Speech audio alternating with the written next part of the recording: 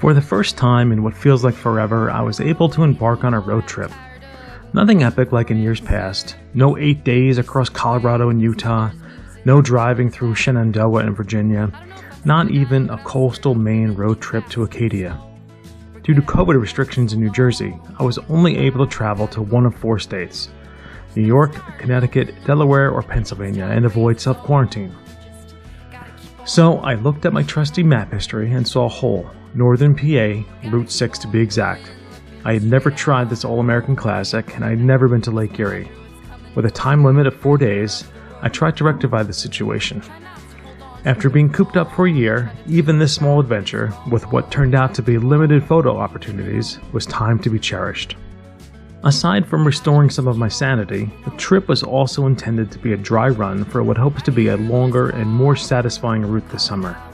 I was hoping to finally answer questions that have been nagging me for over a year. What gear was necessary? Could I actually talk to the camera in an unfamiliar location? How much recording is too much? Putting together an interesting YouTube video based upon thousands of photos and potentially scores of hours of footage was and remains daunting.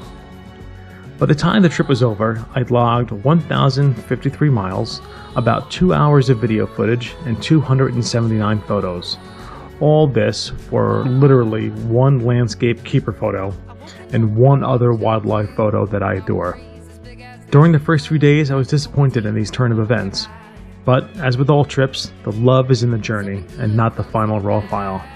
Maybe it was the scallops on Lake Chautauqua, or perhaps the sweet owner of a hotel that treated me to a few hazy IPAs after seeing my sad haul from the local beer distributor. Or more likely, it was the unexpected detour to Twin Falls on the last day of the trip, no less, that I realized the point of the trip was not one of these videos or my Flickr photo stream. The point of this trip was to enjoy new towns and new experiences. It may never rank as one of my top road trips, but it will always be the one where I discovered LCD sound system for the first time, and will always be my first journey post-vaccination.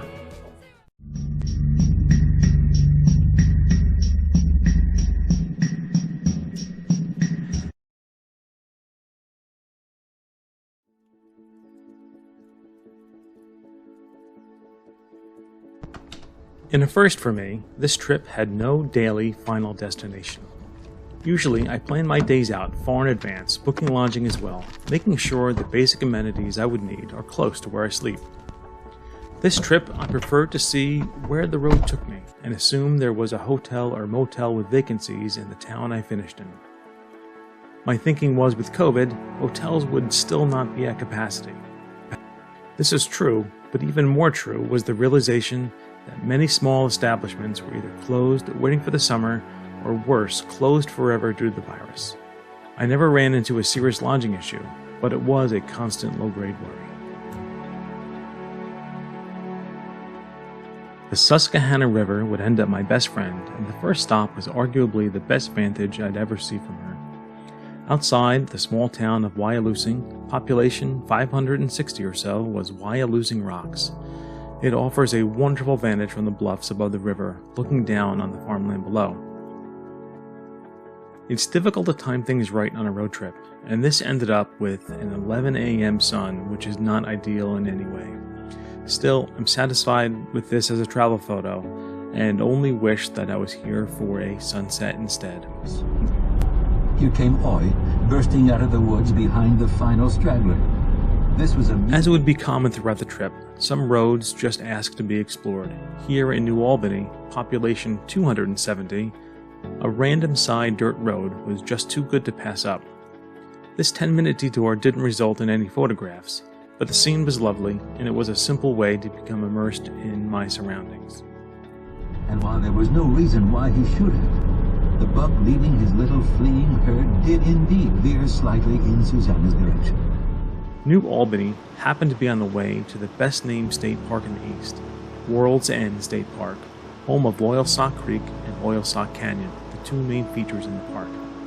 This enticing location for landscape photography was serene and lovely, with the gently flowing green-hued water curving around the valley.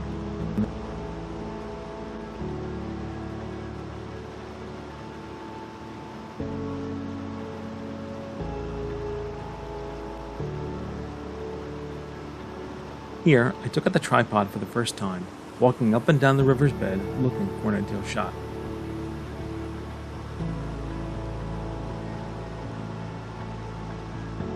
Eventually, after a few futile attempts, I settled on this. I was hoping to capture the greens in the river, which I did, but back in post I realized the 3-second exposure was probably too long. It looks more like rain than wispy currents, and the background doesn't work for me either. Still, I love the location and almost detoured back here on my way home.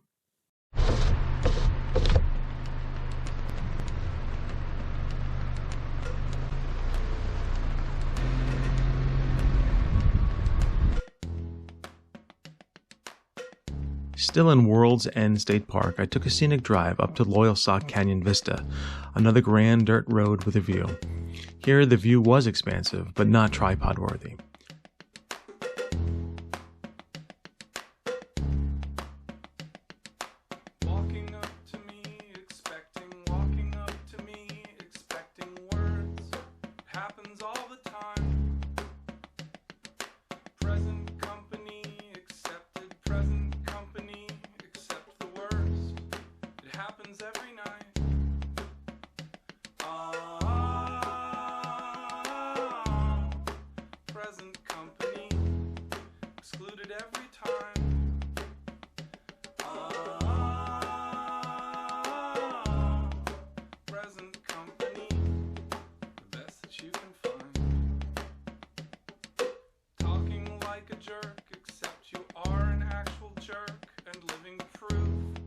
Sometimes friends are mean.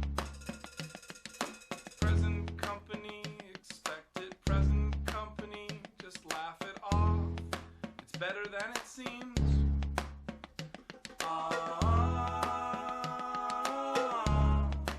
Present company. I also explored the rock garden, snapping a few shots to see what struck me as interesting. I guess you can call it street photography in the woods.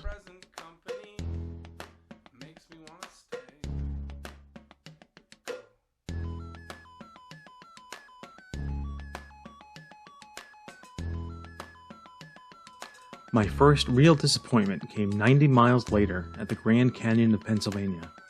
By name and reputation, this surely would be a grand destination. But no, it was more of a tourist trap, unfortunately. The views were nice, but the truly epic vista was obstructed. Had I done more research, I'm thinking a hike would have revealed a better viewpoint, but with time relentlessly ticking by, I pressed on. One aspect I need to improve upon for future road trips is taking the time to document where I stay each night. It is one of my favorite aspects of traveling. A town I've never been to, finding a restaurant or bar to unwind in for an hour or two are moments I treasure. On this night, it was the Hotel Crittenden in Coudersport, Pennsylvania. I love this small town, a former lumber boom location from the early 1900s.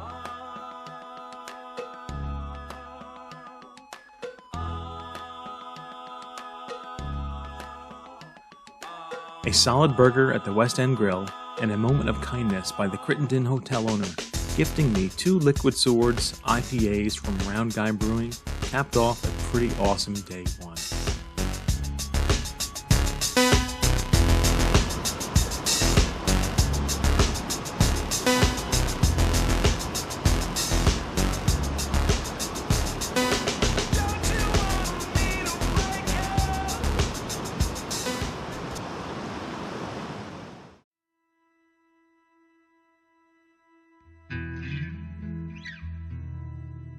Day 2 dawned chilly but cloudless, and I continued west on Route 6 to Mount Jewett, Pennsylvania, home to one of the most unique state parks I've encountered, Kinzua Bridge.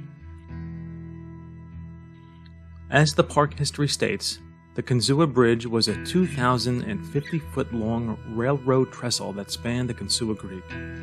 Most of its 301-foot-tall structure collapsed during a tornado in 2003. The bridge, originally built from wrought iron, way back when in 1882, was billed as the 8th wonder of the world at the time, holding the record as the tallest railroad bridge in the world for 2 years. In 1900, the bridge was dismantled and simultaneously rebuilt out of steel to allow it to accommodate heavier trains. It stayed in commercial service until 1959 and was eventually sold to the government of PA 4 years later, becoming the centerpiece of a state park. Restoration of the bridge began in 2002, but before it was finished, an F1 tornado struck a year later, causing a large portion of the bridge to collapse.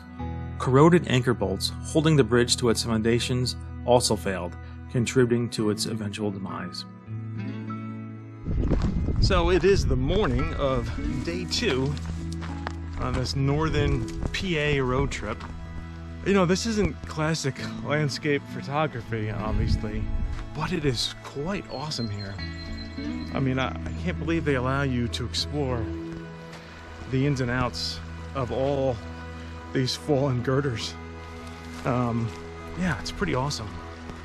And then at the top, right there, there's a viewing platform to go look through as well. So I'm spending a few minutes, I guess it's more like street photography than anything else. Just looking for interesting compositions. Yeah, it's pretty cool. I think this is my favorite stop of the trip so far. And I've been to the Grand Canyon of Pennsylvania. I've been to Loyalsock State Park, or Loyalsock or Stock Canyon. It's pretty awesome. And I've also decided I think I'm just a grumpy photographer. I'm not satisfied with anything I do. So it's been a recurring theme lately. If I go back and listen and watch my videos, I don't know what I'm doing wrong. I don't find the same enjoyment as that I used to find out of it. It's a really difficult hobby, but I'm working on it. What I find is, I guess what I've discovered, for lack of a better word, and I always know it in the bottom of my heart, I don't have the patience or time to be great at landscape photography. And by that I mean, like, I'm going to drive 1,000 miles on this trip in 4 days and not find any picture that I absolutely love. But that's my fault, because you need to spend time at locations and you need to scout and come back. And I just don't have the patience or time for that. So this is more like travel photography than landscape photography. But we'll see. These are my thoughts for now. It really is a great place. So this has my creative juices flowing. I wish I got here before this bright sun. And sorry I'm not looking at the camera, there's just so much to see.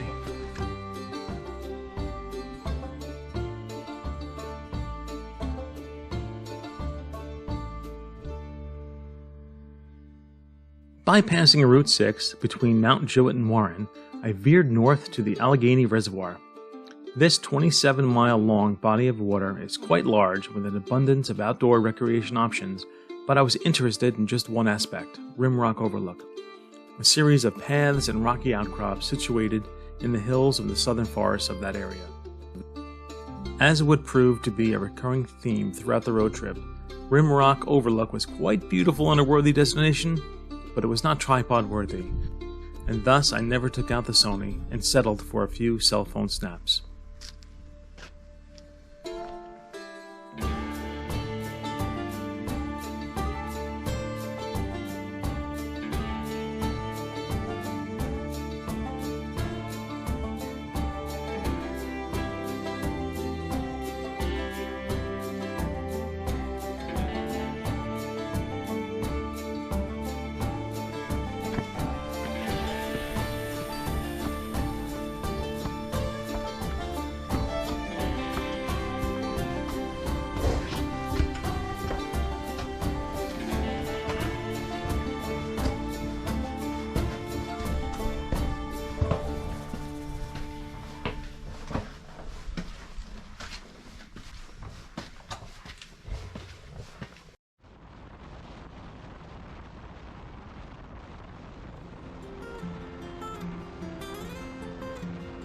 2 hours later, I caught my first ever glimpse of Lake Erie.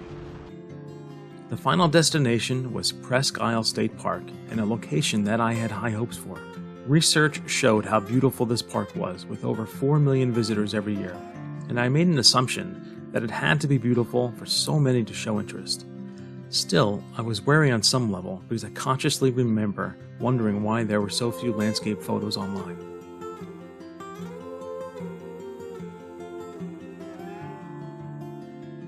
It's still a great state park, and it was teeming with people on a random Friday afternoon in early April, so people love it. Maybe it's because I live close to an ocean, but it felt like a cold day at the Jersey Shore, as opposed to a state park I wanted to explore.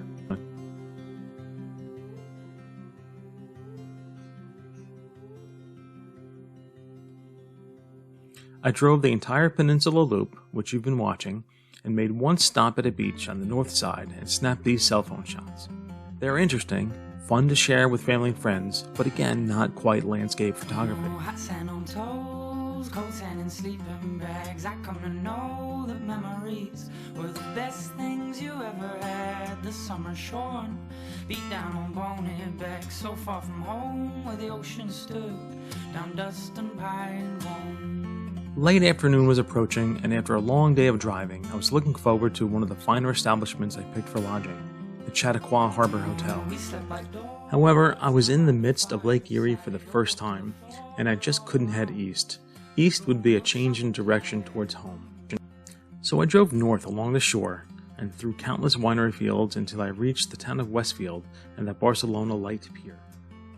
The lighthouse wasn't terribly interesting in 3:30 p.m. direct sunlight, but the birds were, so I spent an hour shooting lake gulls and captured a few images that I'm really proud of. Steady as the stars in the woods, so happy-hearted in the warmth, ring true inside these bones, as the old pine fair we sang,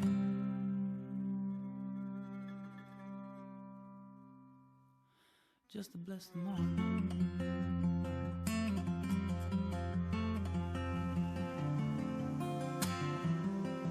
Oh, hot sand on toes, coats and in sleeping bags, I come to know the friends around. To cap the day, I settled on Lake Chautauqua for the evening in what I'm very comfortable saying was the best hotel I've stayed in outside of a Caribbean resort. I was relaxed, the rooms were spacious, and the food was delicious. For dinner, I had seared scallops in brown butter, 2 lobster rolls, and a New England IPA with a view of the lake. Well, it's been a long year, and it's a meal I won't soon forget.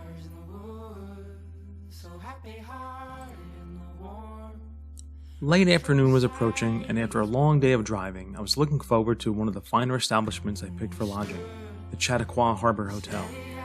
However, I was in the midst of Lake Erie for the first time, and just could not head east.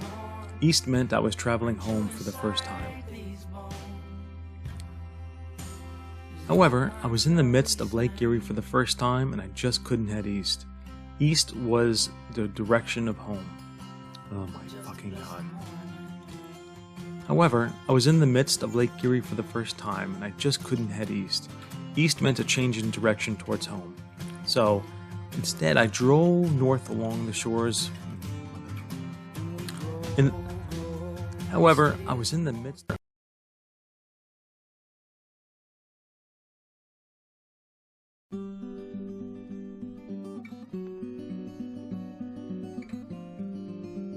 By any meaningful metric, days 3 and 4 would have to be considered some of the worst days of any road trip I've taken. 489 total miles driven, with little footage to show for it, and one of the worst night's sleep I've ever had.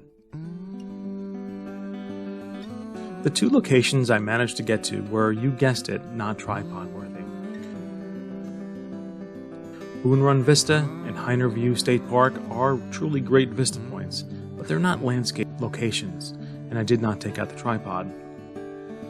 I also suffered a GoPro failure. Route 44 between Sweden Valley and the town of Jersey Shore had some truly interesting twists and turns, but I have no record of it. Some of the back dirt roads of Sprouse State Forest are a calming joy to drive on, but I have no record of it. I even have no record of Lock Haven, which has a charming section to it as well. All this goes to say, I was mentally done with the trip by the time I went to bed on the night of day 3. I was in my hotel watching Marvel movies on my laptop by 5 p.m. The morning of day 4 was little better. I could not find anything decent to eat for breakfast, and for the first time in years, broke down and had McDonald's for breakfast. It does have its place in the world though, I must admit. Chowing down on my meal in the parking lot of Lycoming Mall was the lowest point of the trip. I was well ahead of schedule, over a half day in truth, and I had nothing left on the itinerary and seriously thought of heading home. But I had to try at least one other location. So in my car, I pulled up Google Maps, and on the route home, I searched for waterfalls. It revealed something called Twin Falls. All trails had a map of it, and on a whim, I gave it a shot. It was the best decision I could have made. So I'm on day 4 of this uneventful road trip, and I'm trying to make my way to Twin Falls, somewhere about 30 miles southeast of Wilkes-Barre. And I didn't do any research. So hopefully I have this right. But I'm walking up an old state lands game road. Looks like it's about a mile. But I have no idea if this is... I shouldn't say that. I think this is the right way. But I see trails and other roads. I'm not quite sure I'm on the right side of the stream. So, I haven't hiked much on this trip at all. Well, I haven't hiked at all. I haven't walked much. So at least it feels good to stretch the legs. The whole idea of this was like a test run for a real road trip. And what I can do, what I can't do. How to create footage that is watchable and interesting at the same time. And it really has been a little eye-opening. Because one, it's very difficult for me to talk when there's people around. And there's always people around at good destinations. So by nature, this type of video has to be a voiceover, which I don't particularly like doing. So that's interesting. Number 2 is, what's the right balance between showing everything, which would be so boring, and only showing the interesting stuff, which might not get the point across about what a road trip's about.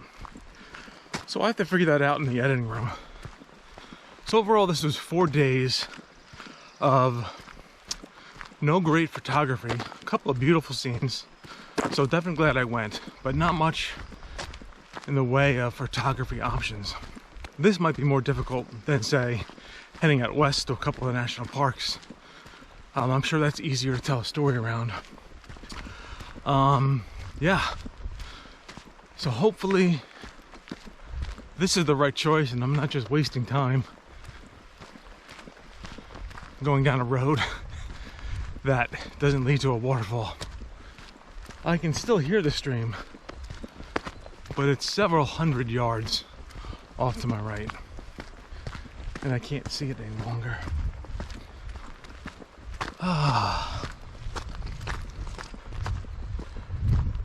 It is good to stretch though.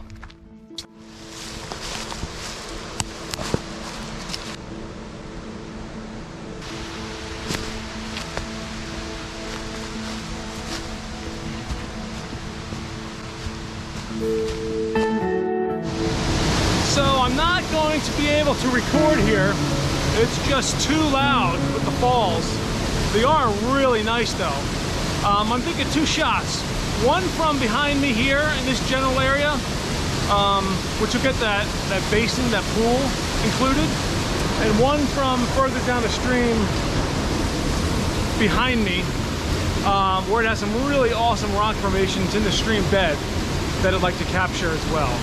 Yeah, this is quite great. I love it. I love it. I'm so glad I came.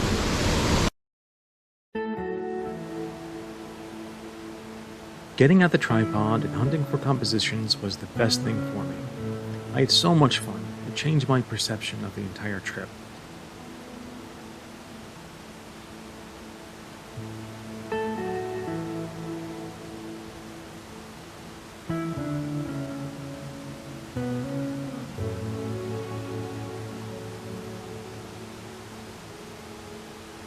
This location was beautiful, with streamlets cascading in from multiple directions.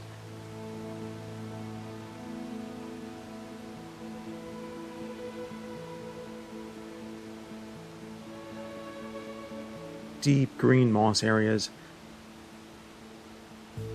The falls themselves were also interesting, with small adjunct cascades that would catch the eye in the final shot.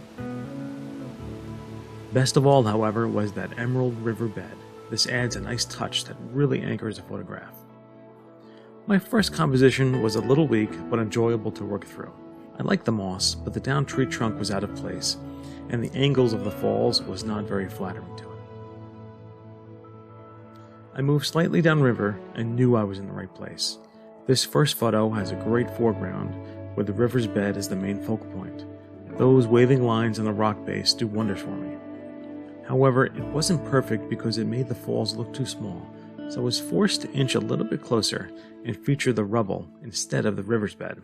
This did the trick, and it's a photo I am satisfied with. The rocks on the left and right balance the composition, and while you can't see all the wavy lines, there are some as you look at a frame to the right. And I finally nailed exposure on a waterfall. This is something I struggled with as a matter of routine.